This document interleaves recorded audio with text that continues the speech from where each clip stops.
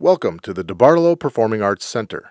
Before we begin, we ask that you please turn off and stow all phones and electronic or light-emitting devices as these are distracting to others. All unauthorized video and photography is strictly prohibited. For your own safety, please take a moment to locate the nearest exit. Our usher staff is here to assist you in case of an emergency. This year's Notre Dame Forum, Reimagining School to Nurture the Soul of a Nation, is a year-long discussion to explore the profound and challenging questions that shape the national debate about K-12 education, which has a dramatic impact on the future of American civil society. Thank you for joining us. At this time, please welcome to the stage Notre Dame President, Father John Jenkins.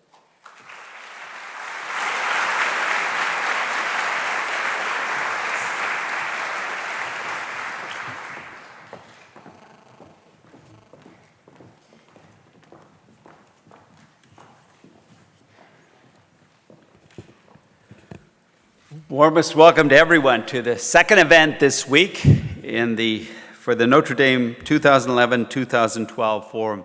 On Monday, many of you were with us to hear Governor Jeb Bush, or former Governor Jeb Bush, speak about his vision of education and his work in Florida, and we were just so pleased to continue that discussion today with an extremely distinguished group of panelists who have been seeking solutions to some of our nation's most formidable education challenges by bridging research, policy, and classroom experience. They, like us, are concerned with closing the gap between those who excel and those who fall behind in the classroom. It's my job and pleasure to introduce our two moderators for the discussion today, and I'm very pleased to introduce someone who needs no introduction at Notre Dame, a friend, a fellow Holy Cross priest, a classmate at Notre Dame, Father Tim Scully. Father Tim is the founding director of the Institute for Educational Initiatives and the founder of ACE. The IEI has over 60 faculty interested at Notre Dame, interested in various aspects of education. ACE sends 90 students each year to teach in Catholic schools.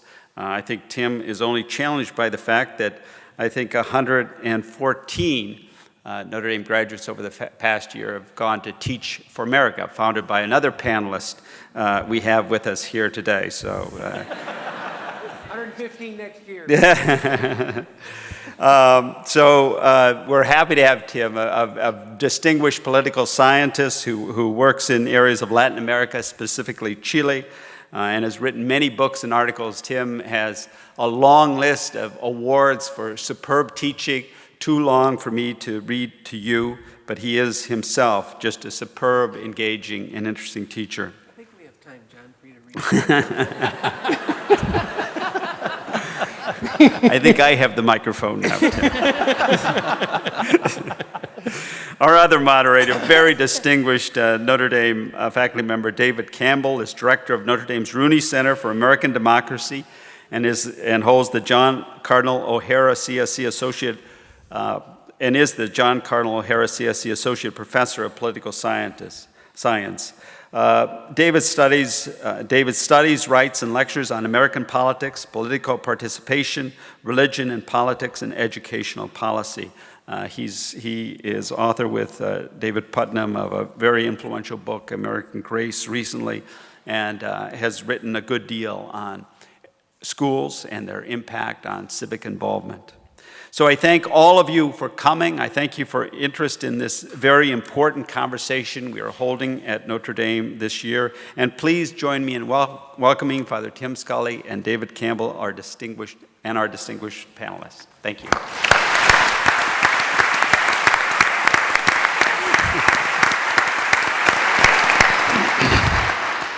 Well, we couldn't be happier. Thanks, Father John. We couldn't be happier to welcome you to Notre Dame. Randi, in a special way on the eve of Rosh Hashanah here. It's great to be able to welcome a member of our founding religious tradition here on this special day. Juan Rangel is a friend from Chicago. He leads a very important charter movement in Chicago, one of the nation's largest in service to Latino children, and he's a tireless advocate for school reform. Randi Weingarten is one of the nation's leading advocates for public schools and the generous teachers who serve them. Bishop Gerald Kicanus is a great friend, a visionary churchman who's providing hope for tomorrow's immigrant church and children. And Wendy Kopp is a tireless competitor of the Alliance for Catholic Education. She's also an innovative social entrepreneur who dreams that one day all children in this nation will have the opportunity to attain an excellent education. So come on, let's give these folks a Notre Dame welcome.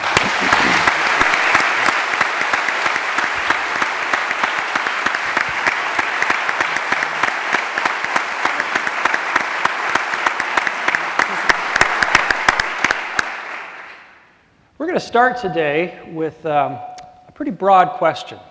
Our hope is to hear from each of our panelists, their thoughts on American education. But as we go through today's forum event, we want to make sure that this is a conversation. So we'll ask some questions, we'll hear some responses, we'll have some back and forth among the panelists here, and then we'll also have an opportunity near the end for you, the audience, to pose questions to our panel.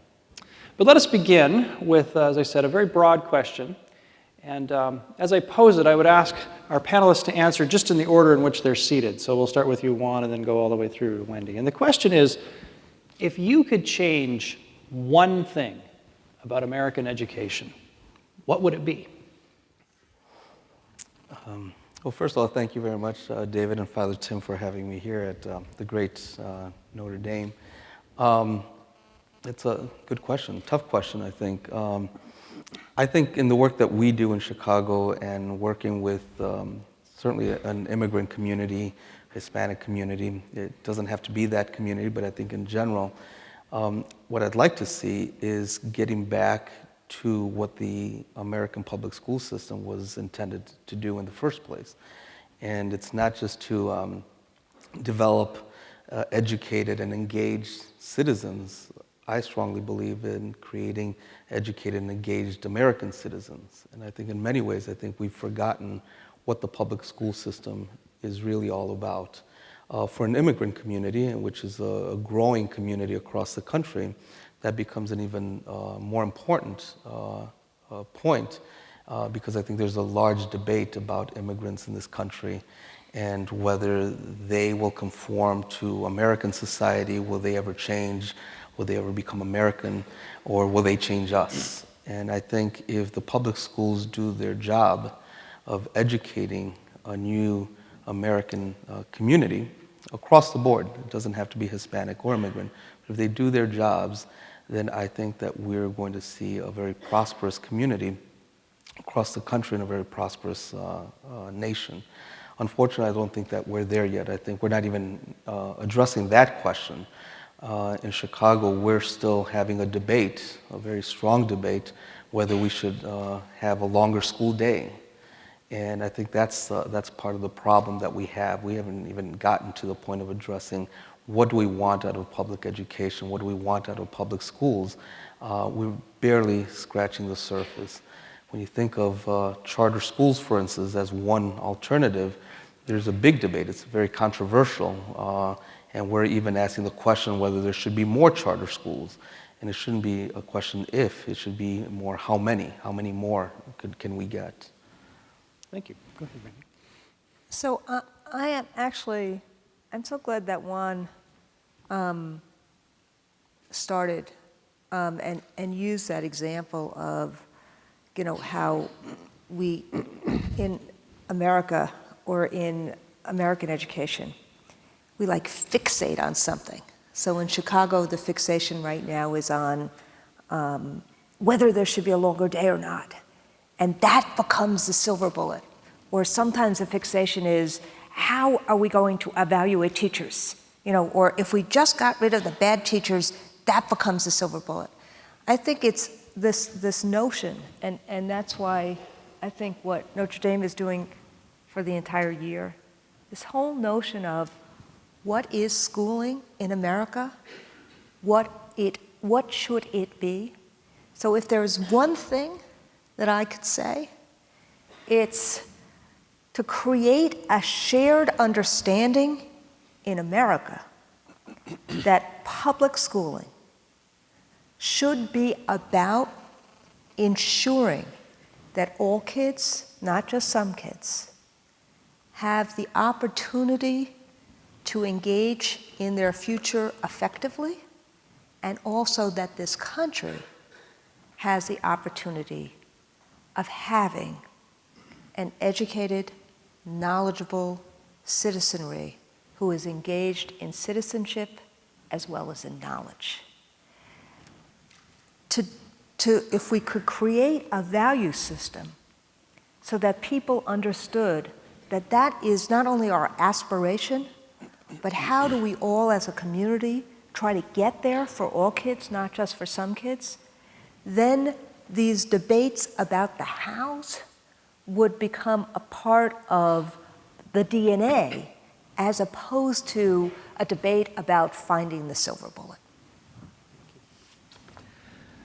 Thanks, Randy and Juan. I guess if I were to change one thing, it would be that every child, whether they live on a reservation, whether they live in a barrio, whether they're in a blue-collar community, a suburb, or affluent community, that they would have an opportunity for a wonderful education, that they would see schooling as a wonderful opportunity for them, something that they feel drawn to.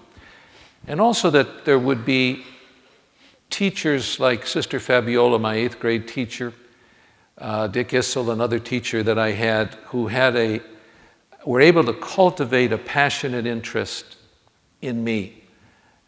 Teachers who had a zest for life and enjoyed what they were doing. I wish that teachers in general could live that tremendous vocation of being a great teacher. And that parents would have a choice. You know, parents have a choice in most everything related to their children. And they are the primary educators, we believe, as a church. And that they would have an opportunity to choose opportunities for their children and have the financial resources and backing to be able to make those choices. Thanks. There's a clear theme here, and I'm just going to, chime in as well. I think when you think about our country, which aspires so admirably to be a place of equal opportunity, and yet, we have an education system that really doesn't live up to that. We have a crisis in our country. If we had a crisis of equal proportions in some realm of health, we would call it an epidemic, and we would tear out all the stops and do whatever it took to solve the problem. And I think we need to just recognize how extreme the crisis is. 15 million kids in our country who are living below the poverty line, who, 8% of them will graduate from college by the time they're 24, compared to 80% of kids who are in the top quartile of income bracket. That's just an incredible disparity, which just shows that still in our country today, where you're born determines your educational prospects and in turn life prospects. And, we tend to become immune to statistics, but we have whole communities that are literally putting more African American boys into the prison system than through college. Half of our 15 million kids won't graduate from high school, and the half who do will have an 8th grade skill level. What makes that so unconscionable is that we know it doesn't need to be that way. And I think, if anything, I have just become more and more passionate about this over the last 20-some years in Teach for America, because I have seen what can happen when kids who face all the extra challenges of poverty are, in fact, met with high expectations and extra supports. And you see that it is absolutely possible to provide all kids with the chance to attain an excellent education. It requires our embracing a new concept of what education is, and it requires changes inside and outside the system, but we can make this happen. So I guess my one hope is that we recognize this as the crisis that it is and meet that crisis with a response that is up to the nature of the problem. You've all said that pretty much the same thing one way or another, that you all aspire that every child in this country, no matter what the background is, ought to have access to a quality education. And yet, Wendy, you point out that in one way or another, there's kind of this lurking cloud in the conversation, it seems, Juan, that maybe I could address this to you and Wendy, first of all, and then others. So why the achievement gap? What happened? What happened with the bottom quartile that Wendy's addressing? And maybe not just what happened, but in other words, how did it happen? How in the world did we get here? But perhaps, how are we going to get out of it? Well, I think there's many reasons. Unfortunately, I think that it has really nothing, unfortunately, has nothing to do with the kids. It has a lot to do with adult interests. And I think adults have forgotten what the premise of a public school system is really all about, which is educating children. And so when you have entrenched interests within a school system, especially a large school system like Chicago, New York, and all the big cities, they become power struggles between those interests, whether it's the bureaucracy, whether it's politicians, whether it's business interests, the unions. Everybody has a different interest, and sometimes they are locked in their positions that prevent any kind of movement that would be in the best interest of children. And if you think of charter schools, I just don't understand the controversy behind charter schools. Yet there's movements across the country to end charter schools or ban charter schools, and you have to start wondering what's really behind those kinds of things. And it has nothing to do with kids. It has nothing to do with parent choice or anything like that. They become threats to entrenched interests that go way beyond kids. After decades of that kind of a system, how do you pull back? And those become very real. Last Saturday, we had an organized rally of thousands of parents, because parents have to become an organized body just like everybody else does, so they can have their voices heard, that they have an interest as well at stake, and their interests are their kids, and their interests are a parent's choice. But unless it's an organized group of people, that constituency won't have a voice. And that's the perspective that we take on, not just as a charter school operator, because some people might say, well, you're doing that because you have your own interests of wanting more charter schools, and perhaps.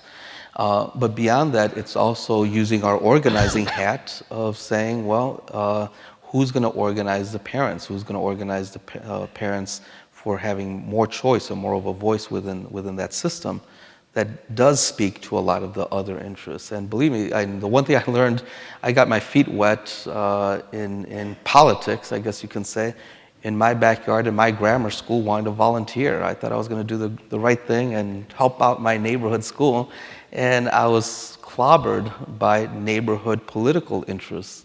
It had to do with our local elected officials and so forth. It just becomes a mess after a while, and you got to peel away to try to figure out what is it that you need to do, and you realize that there are very powerful forces at play, and I don't want to sound conspiratorial, but those are real. Those become very real, and at some point we need to get back to try to figure out what is a public school, what is the purpose of a public school, and that means pulling back on the different interests, including the unions, including the book vendors and everybody else that might have a stake at maintaining a status quo. Wendy or Randy, it seems like.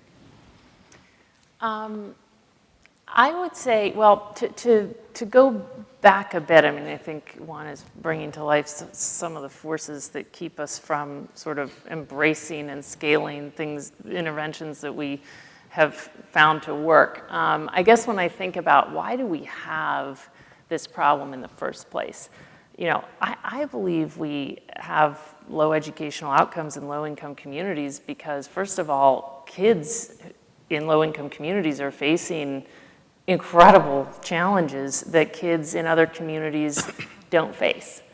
And they show up at schools that, arguably don't even have the same resources as schools that much more privileged kids go to. And so those schools aren't designed or even meant to meet their extra needs and to level the playing field for them. It's just not how the school, it's not even the mission of the school. And so if you're caught in that, if you're a kid or a parent or a teacher, it sort of becomes this vicious cycle, and everything seems dysfunctional. And I think we've spent the last 20 years in this, for the most part, blaming kids and families. Most of America, as of a few years ago, believed that the reason we have this problem is because the kids aren't motivated and the families don't care. From our work at Teach for America, we know that's not true. I mean, literally, we see some of the most motivated kids and families probably in America, in our classrooms, when they're shown a different opportunity. Now we spent a lot of time in the last year blaming teachers. Like, that's the new thing. And I just think everyone's blameless in a way. I think we're all caught up in a broken system. And I think what we've seen through schools like Juan's is that we can actually change this. We can actually create a new kind of school, a school that does embrace a very different mission than most of our public schools embrace. So while most public schools assume we're going to put learning opportunities in front of kids and our kids are going to come in and some are going to do really well and some are going to do okay, but they're all going to be fine because there's a big safety net that families with lots of income and whatnot provide. In this context, there is no safety net, and so the mission of the school needs to change, and it needs to be about, we are going to ensure that our kids attain the academic skills and the character strength necessary to have access to the full range of educational and life options, and then we need to go about, going after that goal with the same level of energy and discipline, and ultimately extra supports for kids that it's going to take to get there. So I think we can change the context, and that we need a true movement with a lot of shared interest to now step back and say, okay, now we know this is possible, so let's all step back from school administration to teachers to unions to whatever, and come together around a new paradigm. So, I actually will say some of the same things as Juan and Wendy, and something very, very different. And so I was trying to figure out how to say it without people getting into their normal battlegrounds. So let me start this way. I think people are actually quite surprised when I throw the following statistic out, that the countries that outcompete us, like Finland and Singapore, totally unionized. So, in the United States of America, only about half the districts in the United States have union contracts. And the states that do the best actually are probably the most densely unionized. So it's something different than using the words status quo and unions. We have to get beyond that. That's the argument of the division, not the argument of how do you get beyond that. Wendy, the Juan School is a pattern buster. Juan has done an extraordinary job. Wendy has done an extraordinary job. Both of them are extraordinary people. The goal, I think, is we have to unpack this some, because everybody on this stage wants exactly what Wendy said. How do we create a movement to ensure that in our lifetime, the people we hold most dear, this stage, the kids of the United States of America, whether immigrant or citizen, how do we help them dream their dreams? That's why we do this work. So the question becomes, what are the reasons for the academic achievement gap? And do we know enough right now to solve it? And if so, how can we array the movement around that set of interventions? That's really the question. And so where I come out at it, So I use early childhood as a perfect example. The research shows that 2/3 of the achievement gap is because of socioeconomic issues, not because of motivation of families. Families want their kids to be educated as much as everybody on stage. But how do we then trump socioeconomics? So we know that there's a few things that are really easy as a first step. Number one, early childhood. Now, and I use that as an example about how this is a broken system and how if we actually all align together on that intervention, we might be able to do something.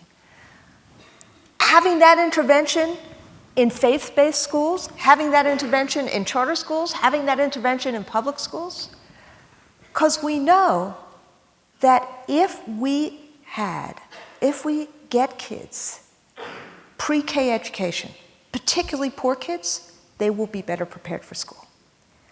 But in the last 2 years, we actually spend less on pre-K than before, and we've known this for probably 10 years, and 75% of the kids don't get it.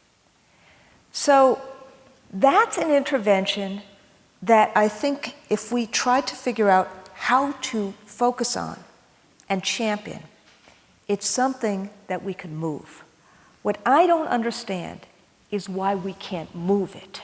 And I think part of that is because we all get so divided into our camps of charter versus public, or faith-based versus public, or reformer versus union, that we don't stand together on an intervention like that we know will really help. Thank you. Yeah, I mean, I'm not in the classroom any longer, and I miss it. I think I still have chalk dust in the veins, but... Would you like some of that? But I read countless numbers of confirmation letters, mostly from 7th, 8th, and high school kids. And you can just see in those letters, it's very discouraging, really. Some in our more affluent areas, magnificently written and well-polished letters, some hardly articulating anything. Part of it is language, but certainly the socioeconomic issue is huge. And sadly, not only in the education area, but in so many areas of our country today, we aren't able to do what we see and know will make a difference because we are so polarized, we are so divided, and it's one trumping another rather than keeping a common focus on what we're trying to do, which is, I agree, Randy, we all know what we want and what we dream for, but we keep tripping each other up because we see each other as either competitive or this is my turf or your turf, and so the achievement gap continues to worsen. I'd like to shift the conversation just a little bit into one of the factors that I think there's consensus on whether we know that this is what makes a big difference in ensuring that kids learn, and that's making sure that we have quality teachers and administrators. So the question that I would pose to the panel, and I'm going to ask Wendy and Randi to sort of start off here, and then we'll bring the others in on this thread.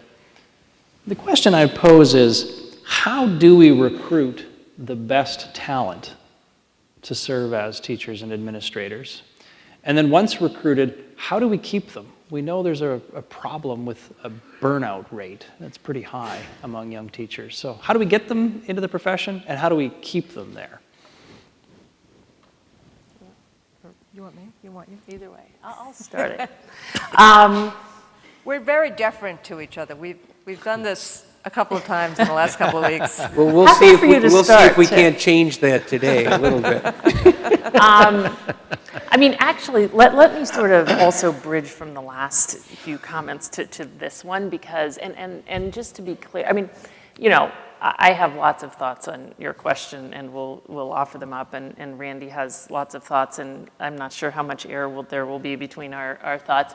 Just to say, Teach for America itself doesn't see its mission as being about changing the way teachers are brought into the profession. That's probably understood, and yet I don't know, we have a theory of change that's hard for people to understand. But honestly, if you listen to all the comments that we just made in the last round, this is the reason Teach for America exists. Because the answer is leadership, right? At every level. We need a different level of leadership at every level of the system within our unions. And Randi, I think, would maybe, I don't know if she would second this or not, but we have some union leaders who absolutely are on the same page everyone up here is in terms of wanting to ensure that we make the fundamental changes we need to effect in order to level the playing field for kids in low-income communities, and who operate very differently from some other union leaders. We need a different level of leadership everywhere, at every level of policy, across sectors, the business leaders who have more influence on policy than we can possibly imagine, the journalists. If we get to a point where we have enough people in our country in positions of influence across those sectors who know what you know after you've taught successfully in a low-income community, we will finally start moving the needle against this problem. I deeply, deeply believe that, and I feel like I can back it up now by what we see happening in some communities where we have a critical mass of Teach for America alums and others who have that shared experience and the conviction and understanding that comes with it. Because once you've done that, you know this isn't because kids and families don't care. You know that this is because we need to approach things differently, and you know we can solve the problem, and you have a very grounded understanding of how to solve it. So truly, I believe good, grounded, deeply committed leadership is the key to those systemic problems. Now, what should those leaders do to change the way that new teachers are recruited and developed and retained? I'll maybe leave the lion's share of that to Randi and just say that I think we need to bring the same kind of, put the same kind of energy that we put into that in any successful organization into our people within schools and education. We don't do that. We're getting slightly better. I mean, 20 years ago, the idea that a school district should recruit, people were like, why? Why would we recruit? It wasn't their job. The schools of education were going to produce teachers. They would apply, and the districts were literally taking from among the people who would come at them rather than doing what anyone else would do, which is go out and say, we need you, and look for the people who have the personal characteristics, the diversity and such that they want in their schools. So we need to recruit people aggressively, and then we need to invest in them.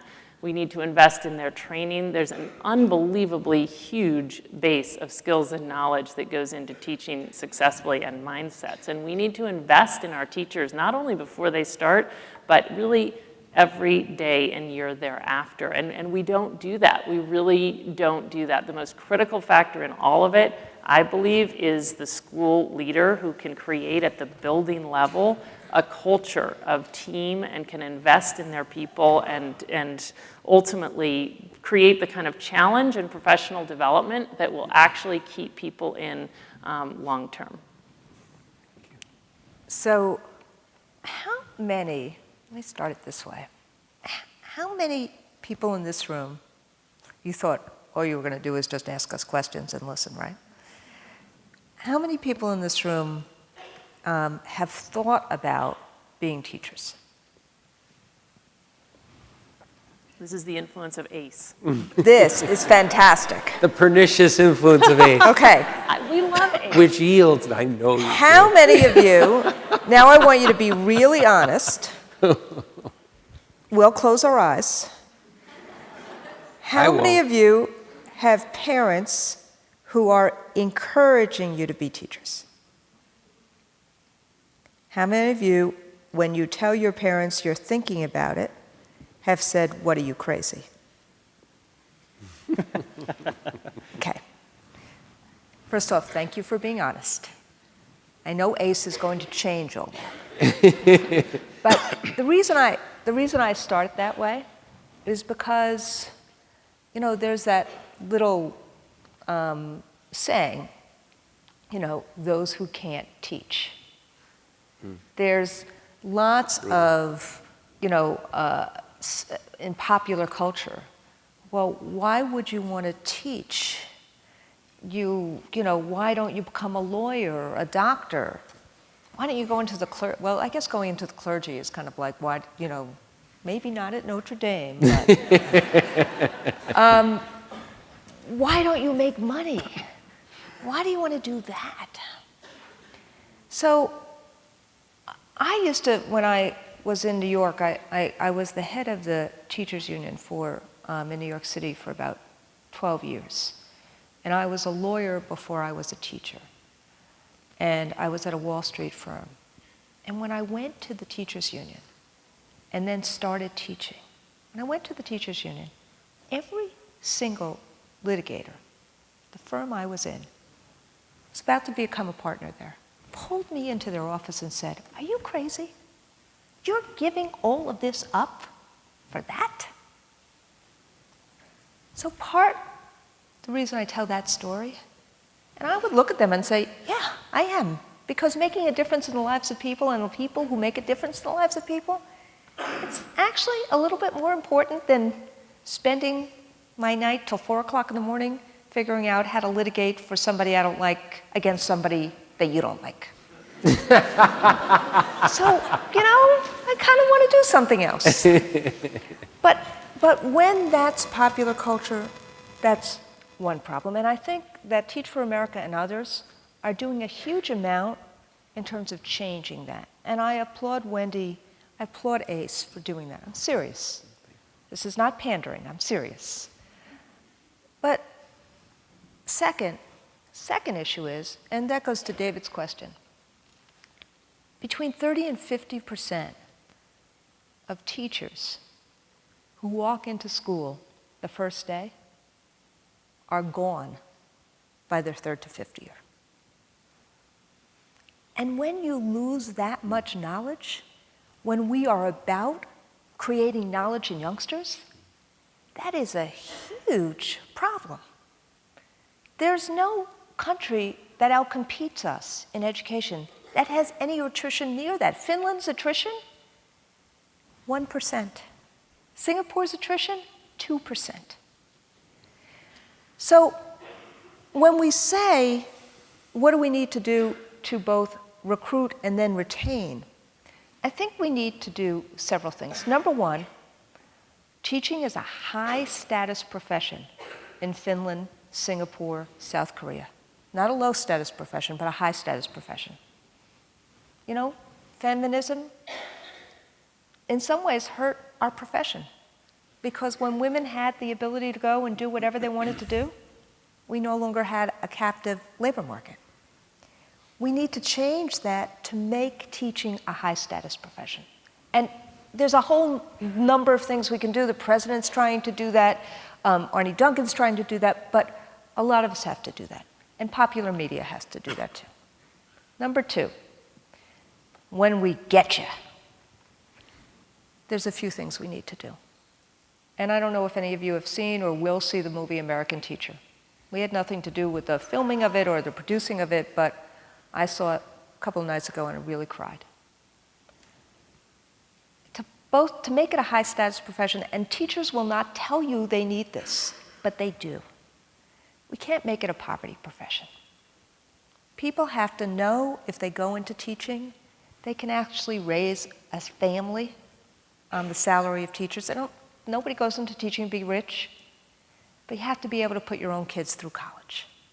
You have to be able to see if you can buy a house. So the salaries have to be significant enough so you can be a member of your community.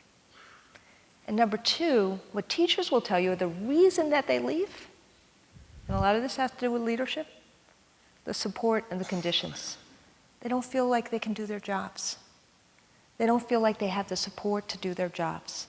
They don't feel like they know how to do their jobs. They burn out. And so they need to have the support. Number three, they need to have voice. I'll end with this. I don't know how many of you have read the book Drive by Daniel Pink. Anyone in the room? I said this at a panel we were on a couple of days ago. I gotta go get this book. Me too. It's the single most important book I've read. It's a fast read, it's about 150 pages. Single most important book I've read in a long time. because it really has a sense about motivational theory. And it really talks about what motivates us is not incentive pay, but autonomy, mastery, and purpose. And so if we could actually change and align, and I've been thinking about this since, teacher contracts, other kinds of things, use leadership to help, to really having autonomy and teamwork and collaboration, real mastery in what we do. Because the more we master our craft, the better we are differentiating instruction to the needs of kids. All kids, not some kids. And third, purpose. Teachers go into this work because it's purposeful work. So salary is an issue. Conditions, a real issue. Leadership can help hugely with those conditions, but really about working together in a collaborative, supportive environment where we really master what we do so that we can help all kids. Juan?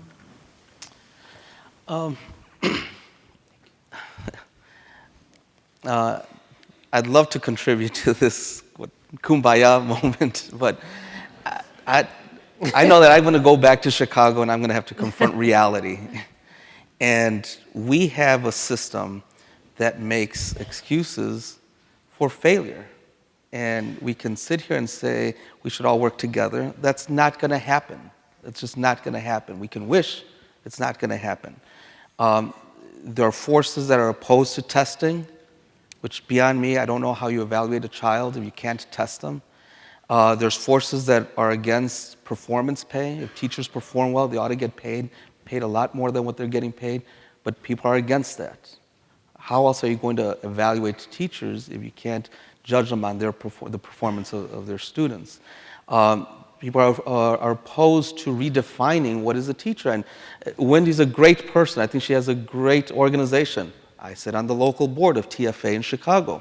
But there's forces against TFA. Why? And so unless we are clear-minded about what's really going on here, and we can talk about cooperation, but it's not going to happen. There are forces, and I'm going to go back to my original statement, there are forces that are entrenched in their interests that are directly opposed to other interests. And we have always been pro-labor as an organization, UNO. Been around for 27 years. We've been running charter schools for 13 years. We've always been very supportive of labor. But now we find ourselves as a charter school management company, and all of a sudden, labor is against us. But our schools are outperforming the neighborhood schools. Why would they be opposed to this? Why would they be opposed to choice? And so if you understand what the interests are at stake, well, then you have a bigger challenge here. And in Chicago, yes, and we can try to look at the big picture, but eventually you have to come down to a very local level and issues that are important. Longer school day does matter. Longer school year does matter. And why can't we address those things? Testing is important. I think we test our kids more so than the public schools because it's important to get an assessment all the way through the year so we can either change course or continue on what we're doing. But we're supportive of our teachers. Of course you're going to be supportive of teachers because you need to be there in the classroom. Our directors, which are kind of the equivalent of a principal, and our master teachers are in the classroom doing observation every single day, coaching and mentoring our teachers. And I think our teachers appreciate that kind of support. But I'll tell you, if our teachers are not performing and our teachers are not doing what they're supposed to be doing, they're not going to have a job within our school. That has to be said. And so we keep dancing around some of these things. And unfortunately, like every other profession, there are bad teachers. There are bad principals. And there are bad parents. We can't fire them, but we certainly push them. We can certainly push the parents in terms of what their responsibility is. And I think what you have are parents that they will step up. They will step up because they have no choice. They have to step up for the benefit of the kids. Parents don't have unions, right? Teachers do. And so when you have tenure and a number of other things that protect some of the bad apples, well, then you have a system that's not going to work on behalf of those kids. Those are very real issues. And again, back in Chicago, We're having this big debate about whether the day should be longer. Of course it should be longer. It's 5 hours right now. Makes sense to have a longer school day. But we're not even having a debate whether that's the case or not. It's just we should not have a longer school day. We should not have a longer school year. We've eliminated practically all of our professional development days. Not because we don't believe in professional development days or professional development. It's just that PD days, as they exist across the system, across the country, are these days where kids are not in school, teachers come in, they have someone come and talk to them or talk at them, and teachers just are not interested. It makes no sense. It has no impact on what happens in the classroom. But we keep spending all this money every year, days and days, 20 days in Chicago, professional development. It's a waste of time, it's a waste of money. There's no benefit to that. Summer school, I'm a big proponent of summer school, but we really, if you check the data, you really don't get any kind of benefit out of summer school other than keeping kids off the street, which there is a benefit to that, but that's not the reason why we have summer school. And so we have to ask all the questions. If we're going to spend money on summer school, if we're going to spend money on after-school programs, if we're going to spend money on professional development, what do we get? Do the test scores go up or not? And I've heard this all the time, and people say, we have 32 students in one classroom. And some people say, well, that's a lot of kids. That's certainly not a small school. And I've had some of our own teachers tell us, oh, why don't you have 25 students? I said, well, we can go down to 25, but what's the percentage of the test scores at which will go up? And right away people say, well, that's not how you measure things. Well, you can't have it both ways. Either we're going to make the cuts and make the necessary decisions, but then there has to be a result afterwards and hold people accountable for that. And I think right now there's a system in place that is unwilling to be held accountable for decisions that have to get made. And charter schools, we're a small percentage of the overall system. But I'll tell you, by the rhetoric that you hear from opponents of charter school, you think that we're taking over the system. We're not there yet. In New Orleans, it took Katrina to do away with an old system. We don't have the benefit of a Katrina in Chicago, but we have to make do with what we have, and somehow we still have to succeed. Last year, we were being threatened with major cuts at the Board of Ed because of the economy and everything else, but even then, my point to all of our staff is, even if we get cut 15%, 10%, whatever the number ultimately is, we have to figure out how to make it work. Because we can't use that as an excuse, because we're back to the same system, saying, well, we're failing because we were cut. We have to figure out how to still succeed within the parameters that we're given. Well, Juan, I have to tell you that it's extraordinarily useful to have an actual operator on this panel, because we can, as you pointed out, we can talk about this kumbaya moment as you began, but you certainly have introduced a non-kumbaya reality. And may I shift just a tiny bit the conversation? It would surprise you probably if we didn't, at least for a moment, address the question of, one of the things that's made America such a rich country, kind of socially and culturally, at least in our tradition, has been faith-based schools. And I think it would be really interesting just to hear you all reflect for a moment on, are faith-based schools good for a democracy and for America? Do they play an important role from your perspective? They're kind of like the glaciers, at least in our tradition. They're kind of melting away. There's just a ton of pressure, financial and leadership and other. Maybe, Bishop, maybe you could get us started. I'm going to guess that you're pretty much in favor of faith-based schools. I don't think that's a risk. Maybe we could have a kumbaya moment. No, I'm kidding. As I was listening to Randi talk about the profession of teaching under crisis, it's also in ministry. Probably one of the most biggest challenges is the community's understanding of the valuing of a service ministry or work. It used to be that children of ministers were the most likely to become ministers. Now they're the least likely because they see the pressures that their parents endure. But in terms of faith-based schools, obviously this is a long tradition. I remember There was a 4th century deacon named Deo Gratias, of all things, thanks be to God. That was his name. And he asked Augustine, how do I teach the rudes, the ignorant ones, as it were? And Augustine was talking about the qualities of an effective teacher. He has to have knowledge, he has to be interesting, he has to be energizing, he has to have hilaritas, he said. He has to be someone who enjoys and delights in what he's doing.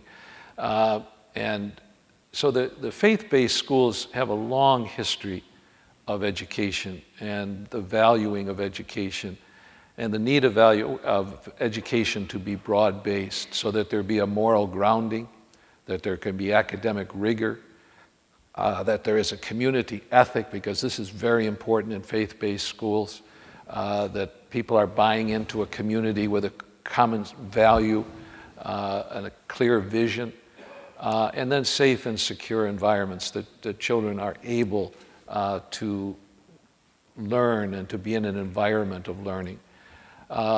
So I think probably one of the most important things that I think faith-based schools can say to the whole educational process is the valuing of community, because we do have families that are on the margins, parents who are not able to function well, and they need the resources of others who can fill in for what's missing. And the other thing I think that faith-based schools can do is I think we're a lot less bureaucratic, and that teachers then have, as you say, Randy, the opportunity to experience flow, this delight in what they're doing, because they have some control over it, they have some autonomy, they have some ability to impact their classroom without over-restricted guidelines. And we need guidelines, obviously we need accountability, but it can kill initiative, it can kill creativity. And so another area I think that faith-based schools, the notion of subsidiarity, that we do on the lowest level what can be done there, rather than having everything directed or controlled, as important as sometimes that is in terms of accountability. So I think faith-based schools have a tremendous role in helping address some of the issues that are present. Now, not every parent is going to choose a faith-based school, and so we have to be tremendously concerned about public education. In Arizona, the Diocese of Tucson, our schools are struggling. Tucson Unified School District has had terrible challenges, many of them unfair, but nevertheless difficult challenges. We have to work at enhancing our public schools, but to give people alternatives so that parents can indeed choose a charter school, a private school, a public school, and by that choice, make a commitment to invest in the education of their children. So those would be a few thoughts. Thank you. Randy, would you like to?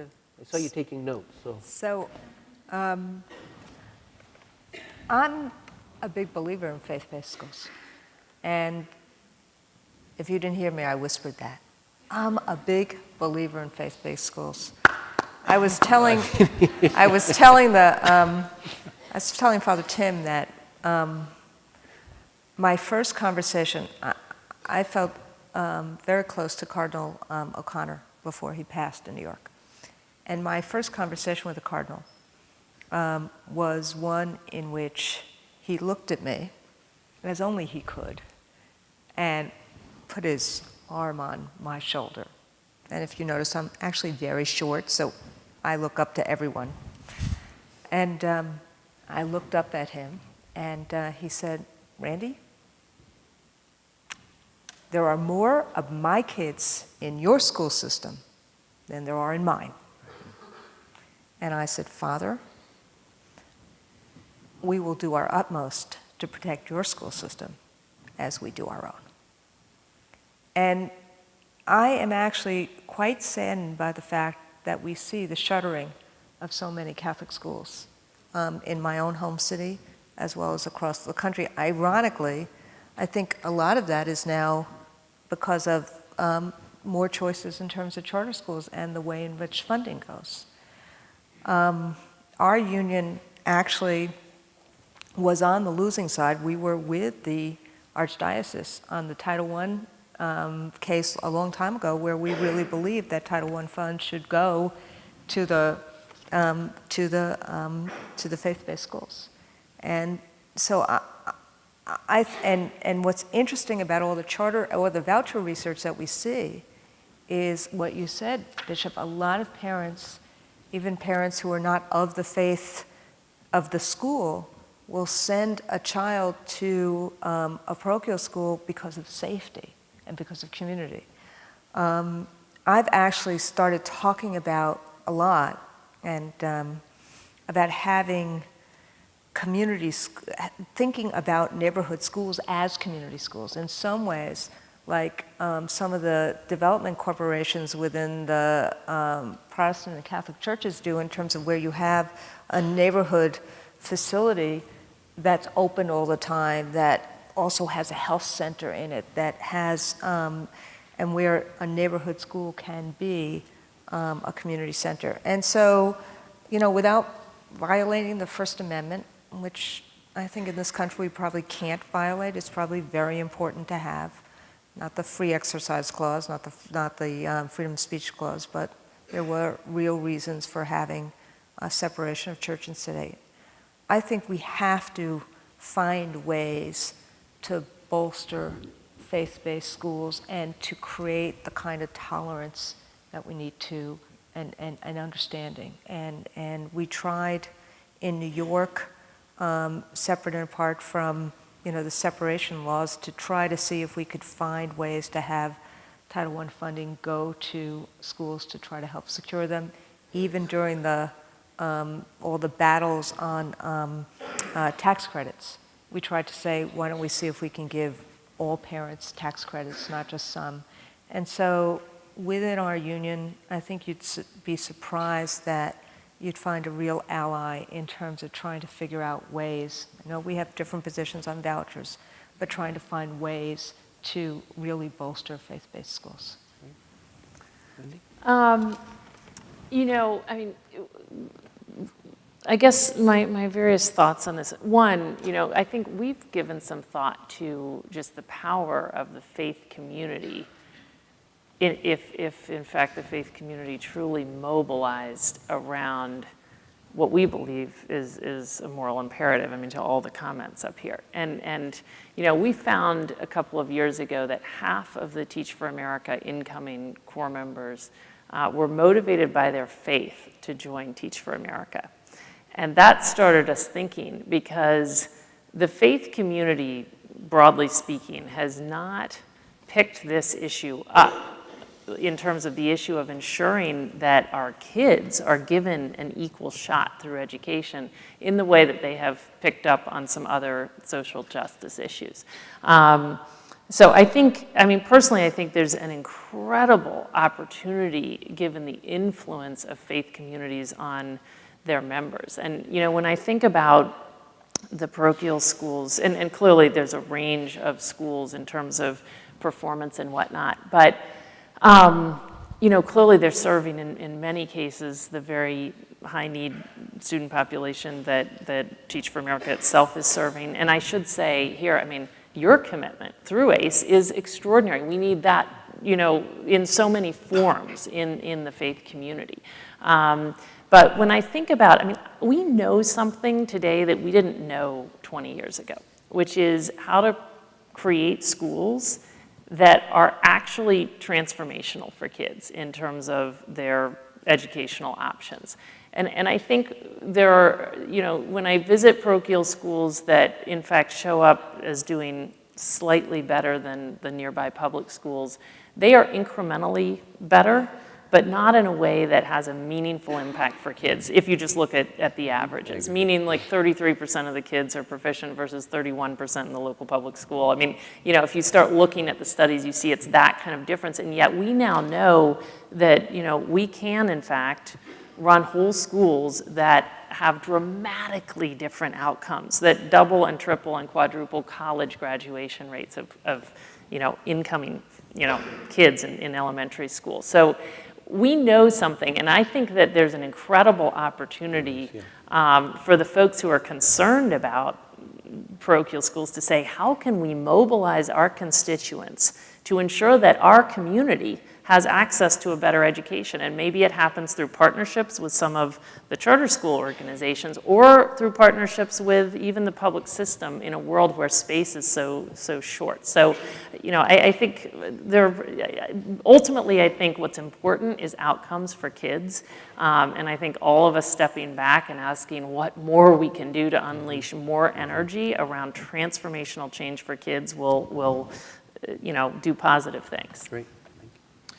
I'm a product of Catholic school, so I'm very proud of the history and the tradition of Catholic schools. I was part of a discussion. I was invited to be part of a discussion in D.C. a few years back by the Senate Democrats, and they were inviting Latino leaders from across the country to come have a conversation about issues important to the Latino community, and one of them obviously is education.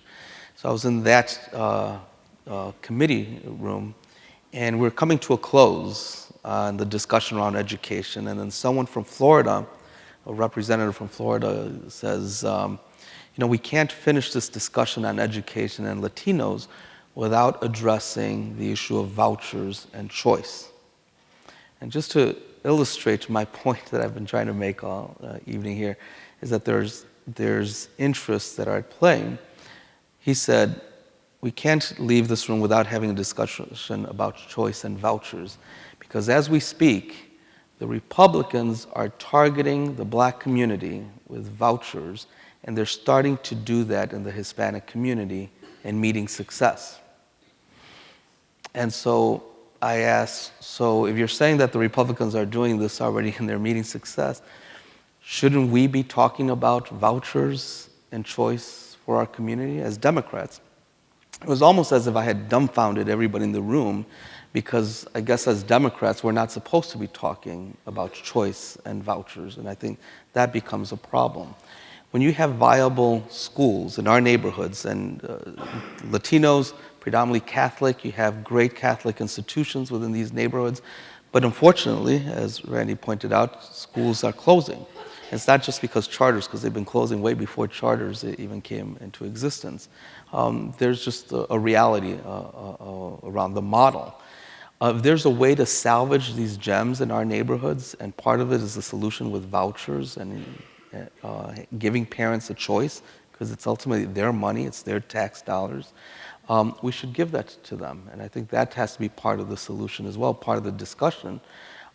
In terms of giving parents options. It shouldn't just be magnet schools for those that are tested into the schools, and it shouldn't just be charters for those that are fortunate enough to win a lottery to get their kids into a school. But if they choose to take their tax dollars and invest them in a Catholic school, that's their choice. They ought to allow them to do that. Thank you. We've heard a little bit about charter schools, and we've now heard a little bit about vouchers. And of course, what links both education reform initiatives to education reform initiatives is that they're both examples of parental choice in education. And so I'd like to ask our panelists, and maybe we'll have Randi lead off in answering this question, what you see as the role of choice in K-12 education, and maybe what you might also see as the future of choice. And let's acknowledge that this is a controversial question. So It's, well, actually it is and it isn't a controversial question. I do actually want to, at one point or another, because Juan raised a couple of very specific examples that probably were for me to answer. So I don't know if you want me to answer those questions now or answer the question about choice now. Up go to ahead. you. Just up to you. Why don't you go ahead and answer the points that were raised? Okay, and then I'll try to do it in a short way. There are lots and lots and lots of really good examples of public schools in the trenches, and there are lots of examples of public schools that aren't so good. And so also, let me answer it in terms of choice. In my work, my obligation is to help ensure that every single parent has a great neighborhood school as a choice for their children. Lots of other people work in other types of ways, faith ways, charter ways, but my obligation is to try and make sure that there are great neighborhood schools, particularly for parents who want to make sure that they can have their child walk to a neighborhood school. And that's part of the reason that in my theology, I keep thinking about how we ensure that neighborhood schools have great teachers, engaged curriculum, a real collaborative ethos, and have these kind of wraparound services so that parents can do one-stop shopping. What I mean by that is this. If you're a parent who's working all day, 20 hours, 18 hours, 15 hours, maybe you're working in the afternoon, and your child has a toothache, even assuming you have a dentist, you're going to then take off of work to get your child to the dentist. If you don't, the toothache continues. No child I know can actually really work in school and function with a toothache. I'm just picking something. If you have schools like I'll do examples, like in Syracuse, where we have all these wraparound services around schools, like in Cincinnati, where we have these wraparound services around schools, then a parent does not have to take off from work to actually have a child get dental services. That's part of trying to create the school as a center of community. Now, what happened in Cincinnati was a whole bunch of charters were able to provide this because they had some outside money to do that.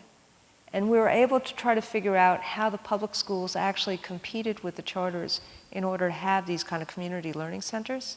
What was interesting was that a lot of parents wanted to come back to the public schools because they want that choice. I'm actually pretty agnostic about charters. The number one issue about charters for most of the people around the country, what Juan was referring to as the clashes, is not about the concept. It's about money. It's about ensuring that every single cent that we can get into public schools for services for kids, and in order to ensure that you recruit and retain for a salary package for teachers, you want to try to get every single cent into public schools. And what's happened is that in some places, the charter school laws are such that they use money from the public system, and that has created the friction between charters and publics. In terms of my own union, frankly, charter schools were an idea that Al Shanker, one of my predecessors, had. It was basically his idea and a couple of other guys' ideas about how you get out of the yoke of the bureaucracy to come up with laboratories of innovation. And I actually started 3 myself. And one of them, the Green Dot Charter School in the South Bronx, I just looked at the data we just had. About 85 to 95% of our kids are on track to graduate.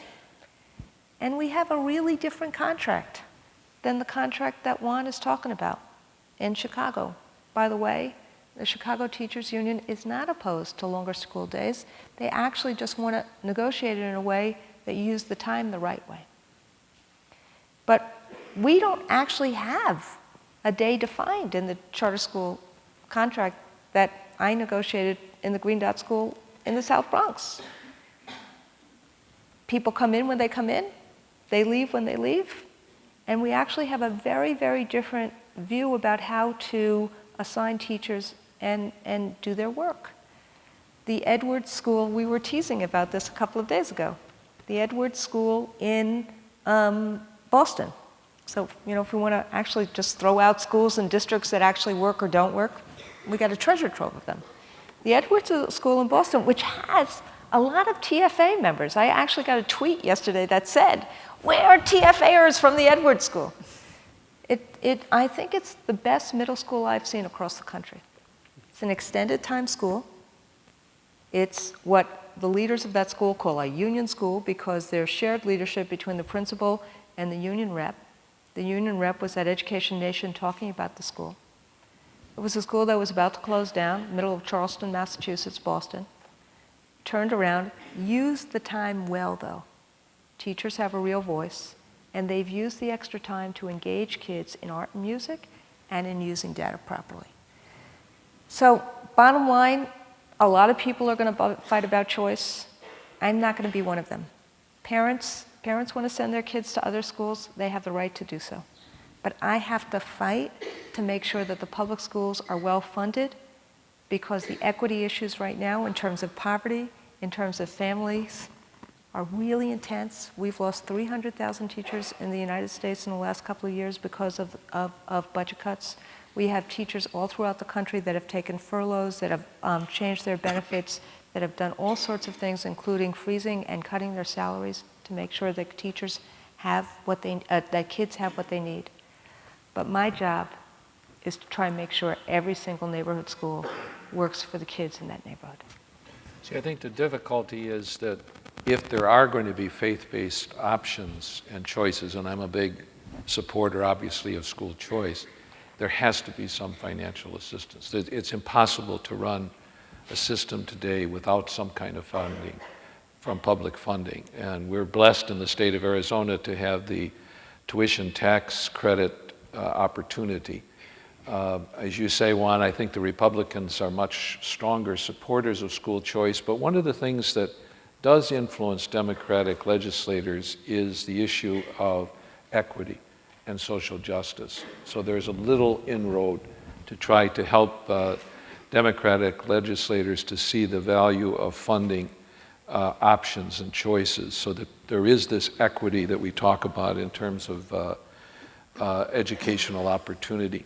But without some kind of funding, faith-based schools are simply not going to be viable. I mean, they can't be. And if we've come up with some alternate funding, like the Cristo Rey schools where there is corporate assistance, but things like tax credit programs, vouchers, I think can really stabilize the system. And I agree with you, Juan, that collaboration and cooperation is the ideal, but we're nowhere near it.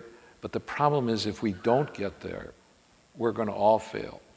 And if we could keep our eyes focused on the issues that we're talking about in terms of equity and opportunity and all of that, and figure out how in a system here in the United States, by choice, families could find this equity and opportunity and accessibility, we'd be a lot better off. Now, granted, it's not easy. We're so polarized as a nation. The middle grounds are impossible seemingly to find. But we're going to destroy one another if we don't find a way to look at the goal and to work together to try to get there. And whether it's a redistribution of how funding is done, giving parents more options in terms of how they might take advantage of monies that are available for public education, for the education of children, rather, I think we're going to find ourselves in a continually downward cycle. I think parents should, I think every parent should have the choices that the wealthiest parents in our country have, which is, you should be able to decide, even if you can't afford the ritzy private school, which school to send your kid in. I benefit from public school choice in New York, and if I didn't and had to just send my kid to whatever neighborhood school, I would be forced into the private system in my case. But as it happens, I can find the public school that's the right match for my kids, and I think that is just a huge thing.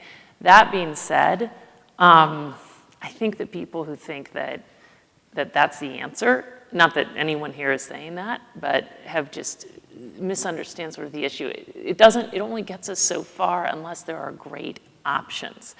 And if you're a family in a low-income community right now, in some places, I mean, and I feel like the tone of this conversation is very, I don't know. I wonder what we're leaving the audience with. It feels like, oh, this is depressing. Like, will we ever move forward and, and find the collaboration space and whatnot? And I have to say, from my vantage point, we should be unbelievably optimistic. Like, I think about what the state of affairs was 20 years ago when, others were in this far before me, but just that's when I entered the fray. And we didn't know that that it was possible to create a school. We actually had an example in Chicago in Marva Collins' school, but we just attributed it to her charisma and assumed that we could never replicate it.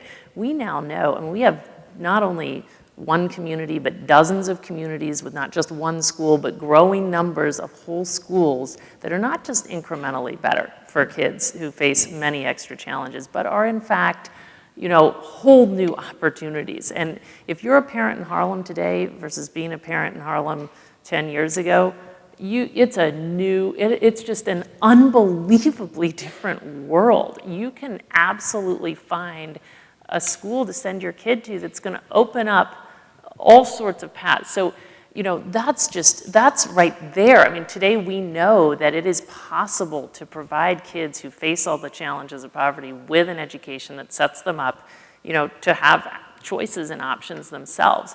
And the question isn't, can we do it? It's how do we get there? And the thing that gives me optimism to some of your points, Juan, is that, I feel like 5 years ago, I would go to communities and I would hear people just say, well, we now know what's possible, but we can't get there. And the reason we can't get there is one thing or another. It's this school board, it's this particular union leader, it's one thing or another. Now I feel like this past year, I did a little book tour, went to I don't know how many US cities, maybe 25 of them, and to hear the state of the conversation, it was totally different. It was people coming together saying, well, here's the deal. We now know what's possible, and we know what the challenges are, so here's what we're going to do. And I was hearing communities say, we're going to bring this within our control. We know that we have a force of resistance in this particular person, not to say that unions are the whole problem. I personally go around and say what Randi said. You know what? Look at the results in the states that don't have collective bargaining and high unionization levels. Their results are just as dismal. Their teacher dismissal rates are something like 0.03% different from the states that are highly unionized. So this isn't it, but it's about leadership everywhere.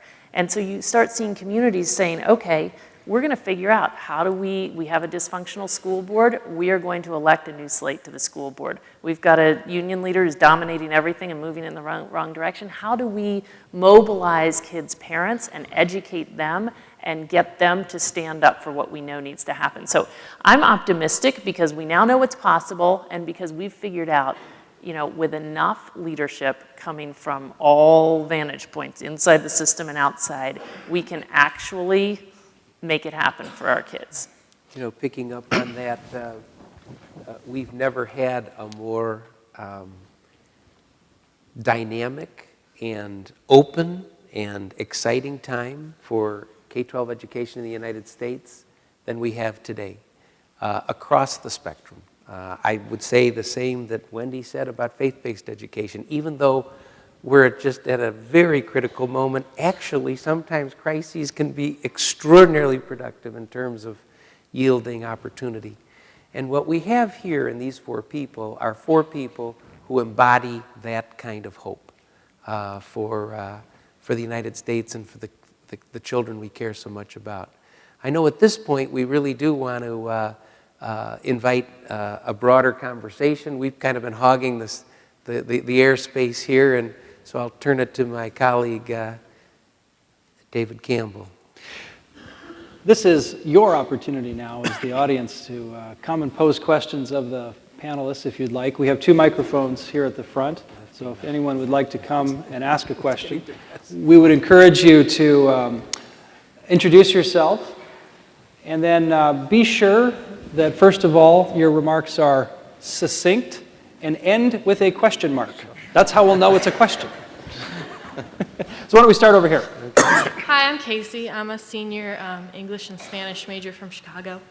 And my question is, how can we get like the broader public more passionate about this issue? I know like movies like Waiting for Superman have kind of gotten the conversation started, but I still feel like the greater public isn't as engaged as maybe this room is. Well, I would say that part of it is having parents that have choice, because as you see examples across the country of successful models, whether it's a traditional public school or a charter school or others, I think it raises a question among other parents, why can't my school look like that? And that's a good thing. Ultimately, I think that's helped spark the debate. And I think debate is good. I think it's the absence of debate that hurts everybody. I think that when you have successful schools that open and have long waiting lists of parents demanding to get their children there, I think that's a good thing, because I think it tells the politicians and others say that we need more of these examples. That's how you engage parents, and ultimately you engage the parents and the broader public based on their own self-interest, which comes down to their children. I firmly believe that people are looking for what's best for their children. They just don't know what they're looking for until they see it. And when they see that, then I think they're going to be clamoring for more of it. One thing that's been successful in raising a consciousness in our community is a community organization. It's called the Pima County Interfaith Council, which works in neighborhoods, so certainly within churches, Christian and Jewish communities, and raising a consciousness among parents that they do have a voice, that they can bring their concerns to the school administrators, to the state legislators, who sometimes are not as aware of some of the issues that they ought to be aware of, and who are making decisions that are problematic. And to help people to see that they do have a voice, they do have a say, and to give them the courage to speak up. I think when a community speaks up, people may not listen, but they're going to pay for not listening.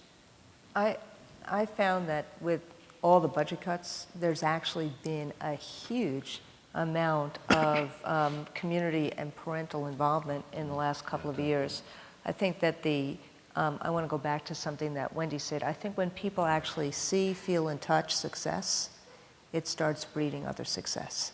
So people either organize through anger or through when they see some hope, to organize through hope. It's not as, it may not be as sizzling to organize through hope, but I think that the real struggle in America right now is that I often say we're littered with amazing pilots throughout the country. We see real good examples throughout the country of transformational change in schools that are working, community schools that are working, neighborhood with wraparound services, things like that.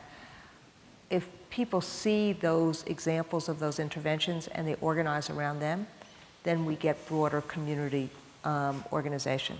Because the real issue right now, I think, in all of education, is how do we sustain that which works and how do we scale it up? Okay, I'm loud. I'm Marco. I'm from a small town in New Jersey, and I'm a senior political science major. You can name your hometown. I'm from Millington. Anybody else from Millington here? No. Okay, sorry. Go ahead. I have a pointed question for Ms. Weingarten. There's this question I have, whether the foremost concern of some people are labor interests or the welfare of students. So if you're presented with irrefutable evidence that removing tenure and lowering teachers' salaries by $2,000 each leads to marked student improvement, do you jump on that opportunity or fight it? So I actually think that that's, since I've been presented with exactly the opposite research, this is an easy question to answer. But I think that you have a right to actually, and I've been wondering whether I would get the question on tenure. And so let me answer that question directly. Because frankly, I see educational opportunity and economic opportunity as pretty integrated. And maybe I say it this way. It's really hard to fight for educational opportunity for children if we're not also fighting for economic opportunity for their parents. And in some ways, teachers are like everybody's parents. And so our job is to try to integrate both. That's my job. On tenure, I think we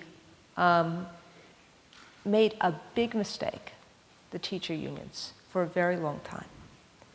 And the mistake that we made was to actually say, well, management confers tenure. Now, tenure in K-12 is actually quite different than tenure in universities, and should be quite different. Tenure in K-12 is supposed to be due process. It's not supposed to be a job for life. So, but what our reflexive reaction was they confer it, we have to represent the employee, they have to represent the management, they have to bring the case. And frankly, my union has done something totally different. And what we've said over the last few years, I tried to do this when I was in New York, not as successfully as I wanted to. But we have actually ourselves totally and completely reformed tenure. And those policies are now policies of the union voted on by our members in conventions. So what we've done is said, and now have very concrete policies around this in terms of how to do this, that tenure should just be due process. That what really we should focus on is evaluation of teachers. Yes, teacher evaluation should be about continuous improvement, but if somebody's not doing a good job, you help them. And if you can't help them, you find a quick way to usher them out of the profession.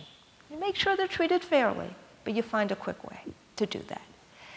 And because what was happening is that in the absence of an evaluation system, the court process, the tenure process became the evaluation.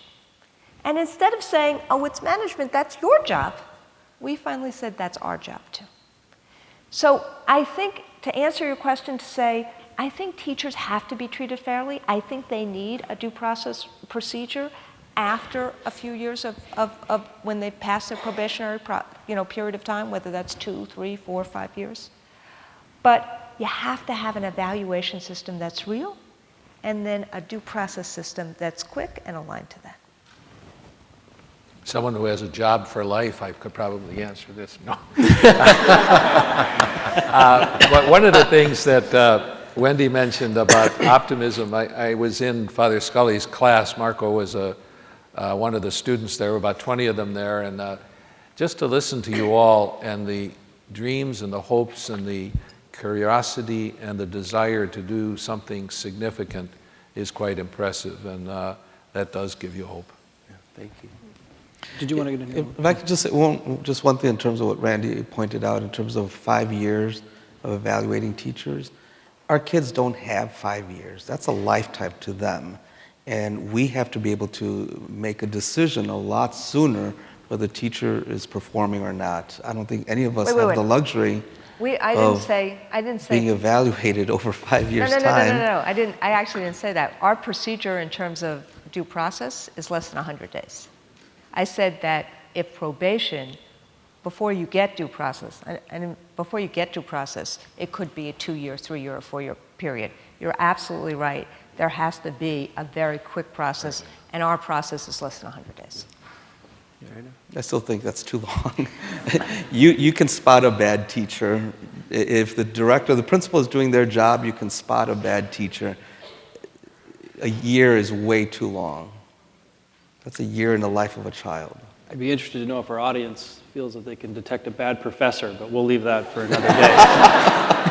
Why don't we go to another question over here? Go ahead. Hi there, I'm Molly Siguler. I'm a senior English major and poverty studies minor from Ponte Vedra Beach, Florida.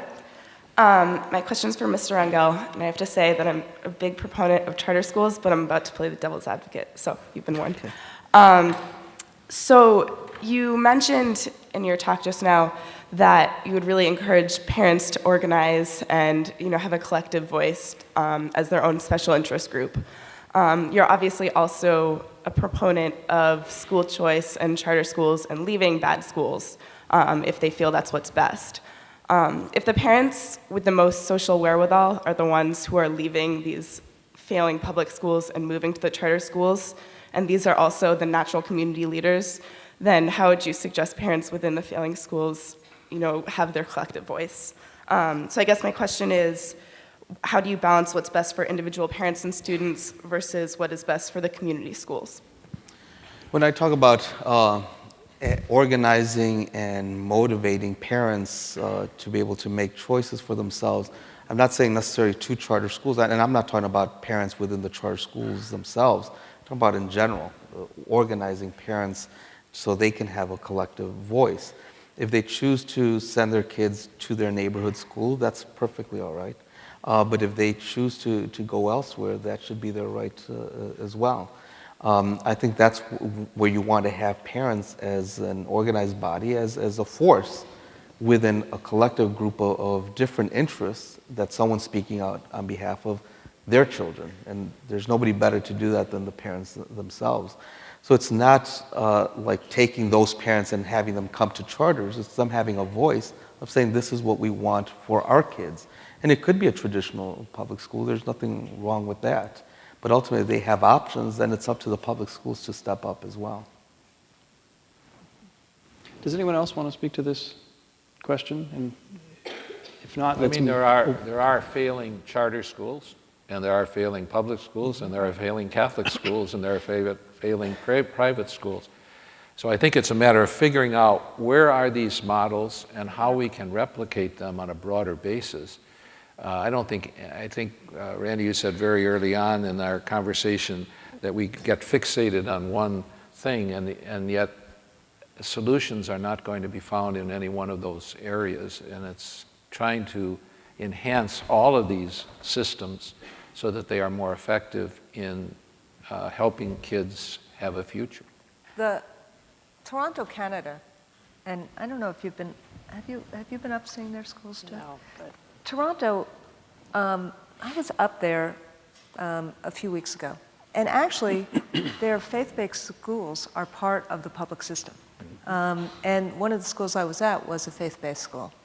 But what they would tell you, because 10 years ago, they were actually in the middle of the PISA rankings. Everybody knows what PISA is. That's the international rankings of schools that come out every 3 years. So they were basically in the middle. This last 3 years, they were pretty much on the top. And so you want to see what they do.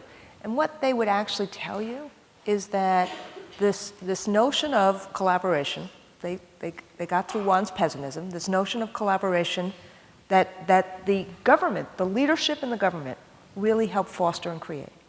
And a real attention to teacher quality and to teachers working together with and amongst each other, and really good preparation, long-term preparation. So collaboration, preparation, teacher quality, ongoing basis, and equity, ensuring that the kids that were getting the least now got the most, and their rankings in 5 years went. So it's the matter, it's instead of, because we could always go, okay, 87% of the charters or 83% don't do as well or do more, poorly. I am, like the bishop said, the silver bullet process of this or this doesn't work. Leadership may be probably one of the keys, but what we've learned is collaboration, a real investment in teachers and into that pipeline, and also finding a way to really engage kids, and then doing things to try to trump what has been escalating poverty. Those seem to be what work, but putting them together in some ways. I mean, leadership certainly is key. I mean, to make effectiveness, you need people plus programs plus organization. Right. You can have the best programs in the world, you can have the best organization, but if the people who run that school are not effective, it's not going to go anywhere. So there's clearly the leadership issue is key. And then there are also programs and organization to make for effectiveness, I think. Hi, I'm Emmy Pusateri. I'm a junior American Studies major from Pittsburgh, and my question is addressed to anyone. So, Mr. Rangel, to quote you, you said Chicago does not have the benefit of an episode like Katrina to really push change along. So while everyone will probably agree that recognizing the immense crisis we have is the first step, what my question is what happens next? How do we as a nation really join together and jumpstart reform?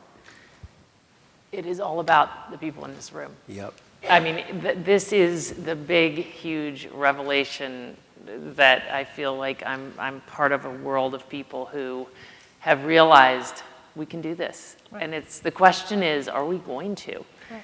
And, I mean, literally, and I know, I mean, there was a hurricane, and it could have come and gone, and we could still have the status quo, but even worse in New Orleans. But there happened to be a small group of people who had been pounding and pounding and pounding on this issue, who were ready and knew what to do and jumped into the, unfortunate window of opportunity and created something that I believe has the potential to be, we have school-level proof points now, hundreds of them, a system-level proof point that shows us we can change the whole system. But, I mean, we could talk about many, many communities right now that I would say are on the verge of an absolute tipping point and of creating the level of momentum that we see now in New Orleans, which, student proficiency levels have, the percentage of kids who are proficient in New Orleans has doubled in the last 4 years. Like, there is serious, meaningful and measurable progress in New Orleans. But in all of those communities, there is a single constraint that is hard to figure out how to get around. And there are different policy constraints, there are different things. We can get around all of them, but there's not enough leadership. And yes, leadership, wherever you see incredible things happening for kids in classrooms, it's about a leader in that room. Wherever you find a transformational school, you can't find one without a transformational leader at the helm. But now that we see whole systems moving, you realize this is also, it's about leadership at every level in the system. It is about the district superintendent and their colleagues, but it's also about the community organizers and the political leaders and the business leaders, and it can come in any form. I mean, honestly, the number of people who have said to me lately, who are the veteran teachers who can step up and help the union do the right thing? Like, at every level, this is about leadership. And the thing is, we can't just have it. Like, you can't just snap your fingers and have a force of leaders. I mean, we've got a bunch of people in leadership roles, but they don't have the level of conviction about the fact that we've got a problem, the fact that we can solve it, and they don't know what to do. And to me, the one thing I've seen is that, the foundational experience for great educational leadership is having taught successfully in the highest need context. It's more often than not, the folks who are at the center of the efforts, whether it's at a school level or a system level, to fundamentally change things, more often than not, they share that experience. And so we need more ACEs, and we need everyone who's going to ACE to go, and we need the same number to come to Teach for America, because, and you all, it matters, like, do this now at the front end of your career trajectory, because it's gonna inform every single choice you make thereafter. In 2 years, your initial, couple years out of college, it seems like a lifetime now. It is a minor investment in becoming part of a movement to ensure that our country lives up to its ideals. So I think it's about leadership, but I think you can't wait till you have great leaders in 100,000 schools. I think in this notion of, we know what works now in education. We don't know how to sustain it because of a lot of the different friction with local control and with implementation issues and things like that. But we have a really good sense of what works. What we don't have is a lobby of regular folks who, more than rhetorically, say that public education or education is important. Everybody says it's important, but the investment behind it doesn't follow the rhetoric. And so part of, I think, Wendy's theory of action here is that by having people who've actually taught, then they feel it, the conviction, to then lead that kind of movement and moment. What I'm looking for, though, is I actually want people to become teachers and to stay as teachers and to actually make a career as teachers and to actually not simply lead as principals, but lead as teachers through, like, over the period of your lifetime, having a good enough income and sense of being that you will dedicate yourselves to the lives of children. And so that's part of what we're trying to do as well, and do it through us, do it through TFA, do it through Juan, do it through any ways.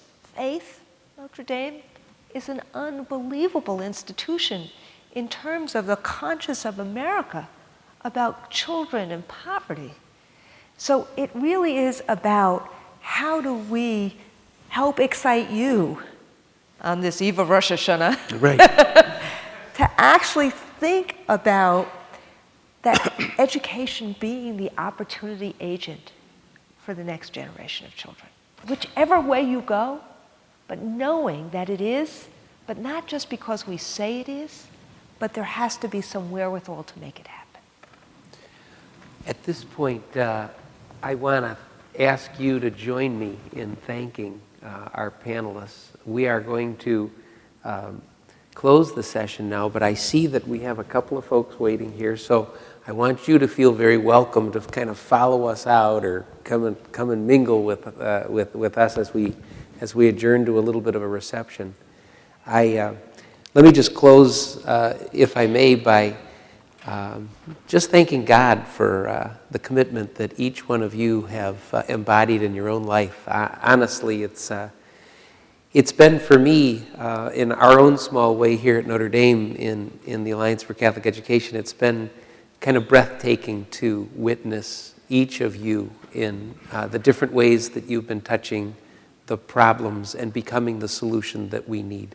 So from the bottom of our hearts, thank you. And let's give a rousing thanks to us. Thank you, Wendy. Welcome to Notre Dame. Thank you. Bishop, thank you. Thank you.